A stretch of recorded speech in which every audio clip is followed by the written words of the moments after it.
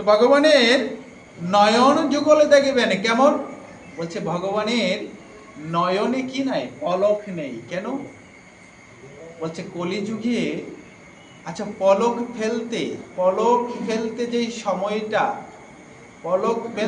সময়টা, কোনো ভক্ত যদি তখন আমার সামনে আসে, পলক ফেলতে যেই সময়টা, সেই সময়টা তো আমি ভক্তদের দর্শন করতে পারবো না, ভক্তদেরকে দেখতে পারবো না। না, আমার চোখে কোনো পলক থাকবে না, আমি অপলক দৃষ্টিতে আর আমার ভক্তদেরকে দর্শন করব, ভক্তরাও আমাকে দর্শন করবে।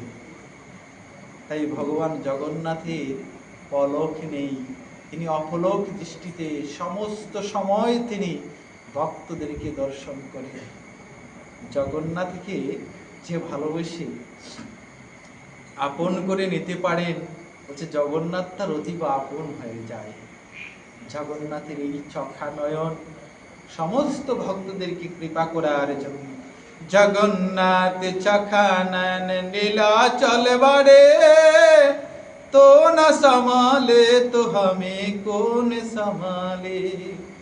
জগন্নাথ চোখা নয়ন নীলাচল বাড়ে, तो न संभाले तो हमें कौन संभाले।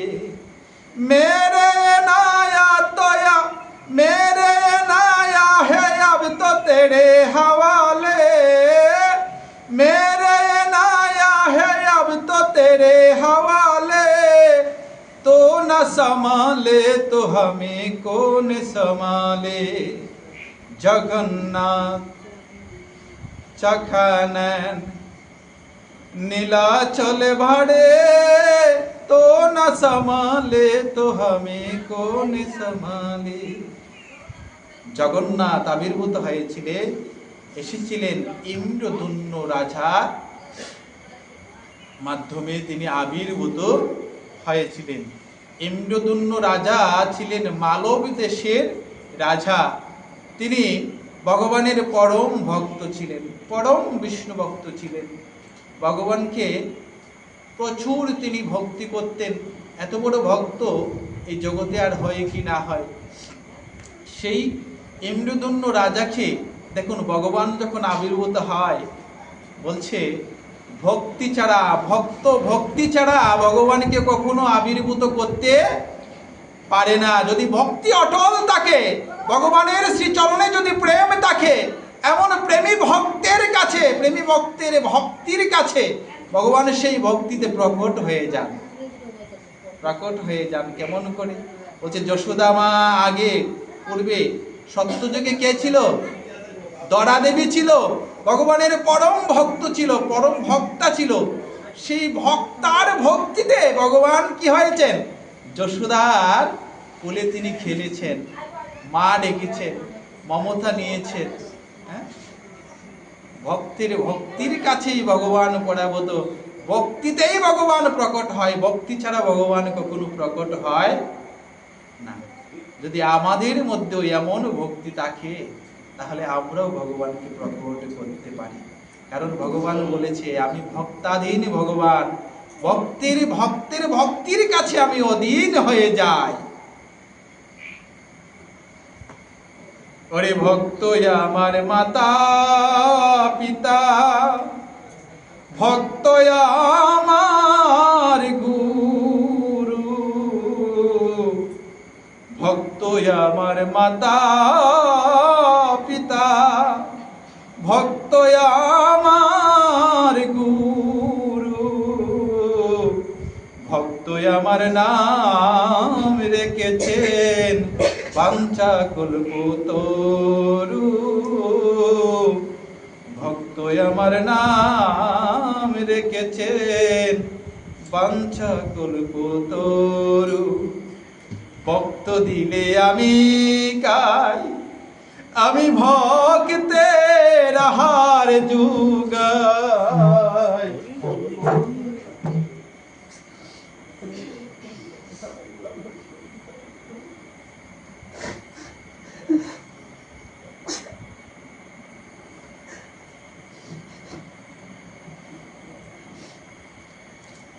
আমি ভক্তির তোরে এই সংসারে ঘুরিয়া বেড়াই, আমি ভক্তির তোরে এই সংসারে ঘুরিয়া বেড়াই। ইন্দ্রদুম্ন রাজা ছিলেন কি ভগবানের পরম ভক্ত, আর এই পরম ভক্তকেই ভগবান স্বপ্নাদেশ করলেন। নীল মাধব যিনি নীলাচল পর্বতে বিরাজিত ছিলেন, সেই সত্যযুগের নীল মাধব ইন্দ্রদুম্ন রাজাকে স্বপ্নাদেশ করলেন যে আমি নীলাচল পর্বতে আছি, আমাকে সেখান থেকে নিয়ে তুমি স্থাপন করো। এই লীলাটা অনেক বড়, আমরা সেদিকে যাচ্ছি না। বলছিলাম ইন্দ্রদুম্ন রাজা কি করতেন জানেন? ভগবানের পরম ভক্ত ছিলেন।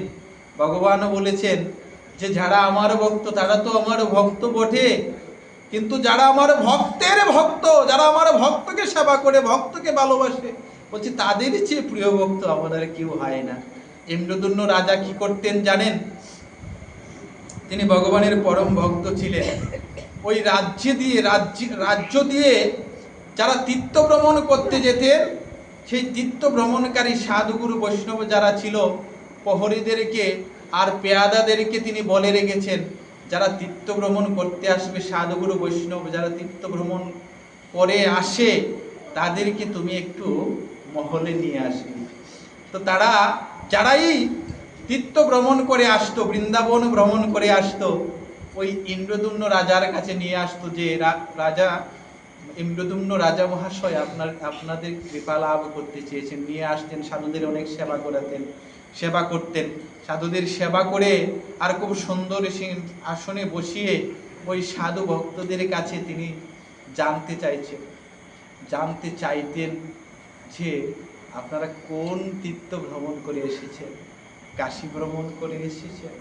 বলুন না কাশী কেমন? আমি তো যেতে পারি না, কারণ আমি তো রাজা। আমার রাজকর্ম ত্যাগ করে, প্রজা পালন ত্যাগ করে আমি তো যেতে পারি না। কৃপা করে একটু বলবেন কাশী কেমন দেখতে? সেখানে কাশী বিশ্বেশ্বর তিনি কেমন দেখতে, কেমন তার রূপ? আপনি বৃন্দাবনে গিয়েছিলেন, বলুন না বাকি বিহারী কেমন দেখতে? তার নয়ন যুগল কেমন, তার চরণ যুগল দেখতে কেমন, তার রূপ কেমন, তার চূড়া কেমন? বলুন না গোপীনাথকে দর্শন করে এসেছেন, বৃন্দাবন কেমন, নিকুঞ্জ কাননটা দেখতে কেমন ছিল, তালবন, শালবন, খেজুর বন, রাধাকুণ্ড, শ্যামকুণ্ড দেখতে কেমন একটু আমাদেরকে বলবেন? সেই সাধুদের মুখ থেকে। আর ইন্দ্রদুম্ন রাজা ওই তীর্থ ভ্রমণের আর ভগবানের রূপ মাধুরী, ভগবানের কেমন রূপ, কোন বিগ্রহে কেমন রূপ, সেটা ইন্দ্রদুম্ন রাজা ওই সাধুদের মুখ থেকে, তীর্থ ভ্রমণকারী ভক্তদের মুখ থেকে শ্রবণ করতেন।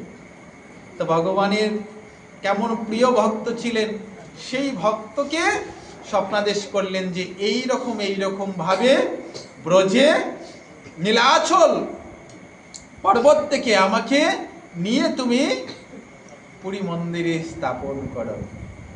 আর অনেকটা প্রক্রিয়ার মাধ্যমে সেখানে নীলমাধবকে খোঁজার জন্য বিদ্যাপতিকে পাঠালেন। অনেক বড় সেই কাহিনীটা, সেটা আজকে হয়তো বলে শেষ করতে পারবো না। সেই বিদ্যাপতি নীলমাধবের খোঁজ করে, আর সেখানে নীলমাধবের সঙ্গে ললিতা দেবী ওনার স্ত্রী গিয়েছিলেন, অনধিকারীর দর্শনে সেখান থেকে নীলমাধব অদৃশ্য হয়ে গিয়েছিলেন।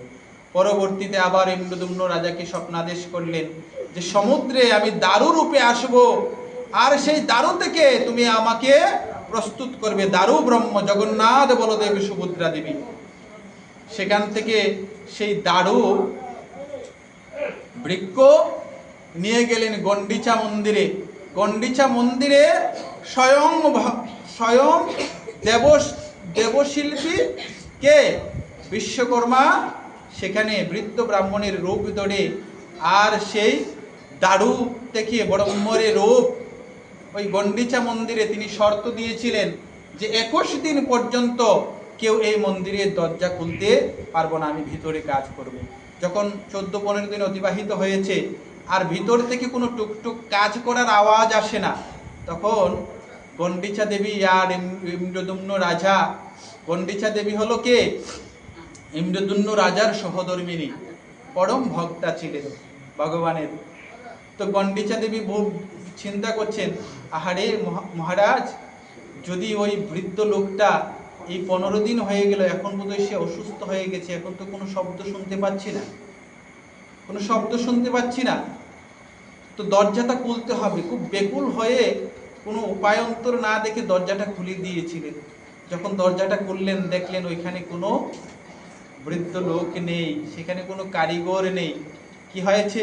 বলছে অসমাপ্ত 3টি বিগ্রহ সেখানে বসে আছে, হস্তপদ ভিতরে ঢোকানো, আর জগন্নাথের যেই রূপ, সেই রূপ দেখে ইন্দ্রদুম্ন রাজা আর গণ্ডিচা দেবী কেঁদে আকুল হয়ে গেলেন। ভগবান, এত বড় অপরাধ করে ফেলেছি, আজকে না জেনে না বুঝে এই 21 দিনের আগে এই দরজাটা খুলে ফেলেছি, ওই শর্তটা মানতে পারিনি, কত বড় অপরাধ করেছি, এই অপূর্ণ অবস্থায় তোমাকে রেখেই চলে গেছি।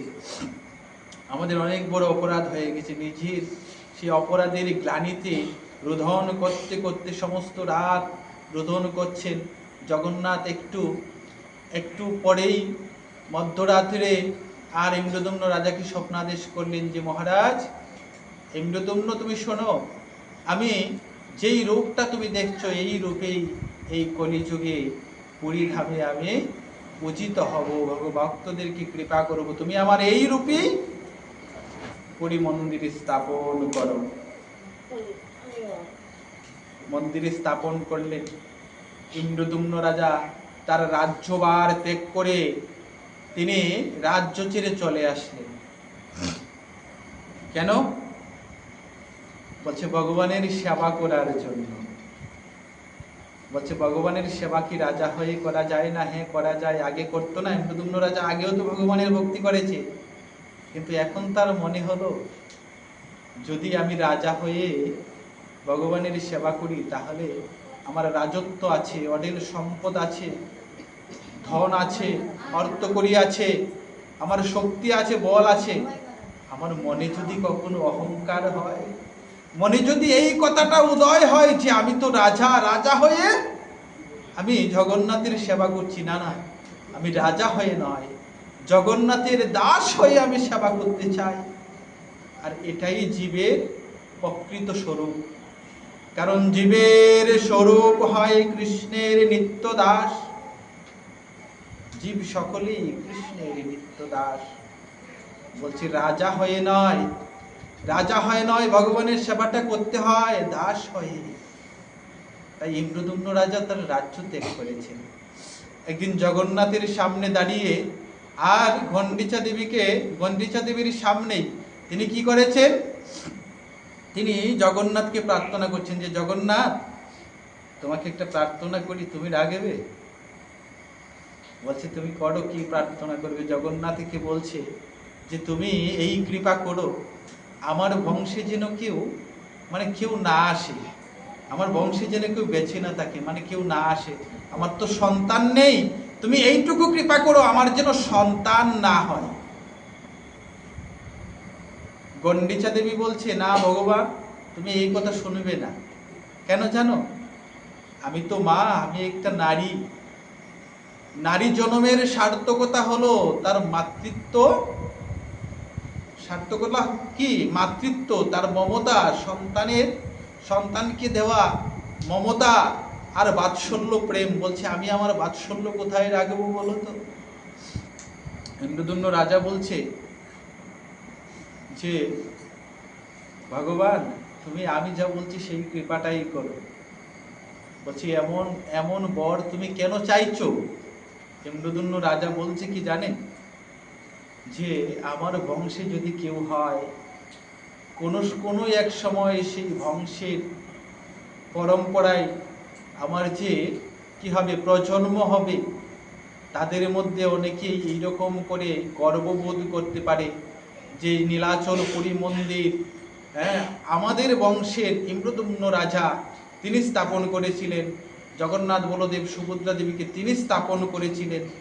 এই অহংকার গর্ব করবে, এই কথা যেন কেউ না বলতে পারে। কেউ যেন তোমাকে এই আমাকে নিয়ে বা আমার কৃতিত্ব নিয়ে যেন কেউ গর্ববোধ না করতে পারে, সেজন্য আমাকে নিঃসন্তান করে দাও। ভগবান তথাস্তু বলে দিলেন। গণ্ডিচা দেবী রোদন করে করে জগন্নাথের চরণে পড়ে বললেন, তুমি এটা করতে পারলে? আমি তো একটা নারী, আমি তো মা, আমি আমার বাৎসল্য কাকে দেব? যদি মা হতে না পারি তাহলে আমি বাৎসল্যের শোকটা পাবো কোথায়? সেই আনন্দটা পাবো কোথায়? আমার নারী জন্মের সার্থকতা হবে কোথায়? জগন্নাথ বলছে, চিন্তা করো না মা, তোমার তো সন্তান নেই, আজকে থেকে আমি জগন্নাথ তোমার সন্তান হয়ে থাকবো জগতে। আমি তোমার সন্তান। জানো, আমি যখন ত্রেতা যুগে এসেছিলাম, কৌশল্যা আমার মাতা ছিল, আর দাপরে দৈবকীর গর্ভ আশ্রয় করে আমি আবির্ভূত হয়েছি। যশোদা মায়ের কুলে খেলেছি, মায়ের আদর পেয়েছি, মমতা পেয়েছি, ভালোবাসা পেয়েছি। বলছে আমার 3 জন মা হলো, আর এই কলিযুগে গণ্ডিচা দেবী তুমি হবে আমার মা। এই কলিযুগে গণ্ডিচা দেবী তুমি হবে আমার মা। জানো, আমি প্রতি বছর পুরী মন্দির থেকে তোমার এই গণ্ডিচা মন্দিরে তোমার কুলে আমি শিশু হয়ে আসব, তোমার মমতা, তোমার আদর, তোমার বাৎসল্য প্রেম পাওয়ার জন্য। 15 দিনের জন্য আমি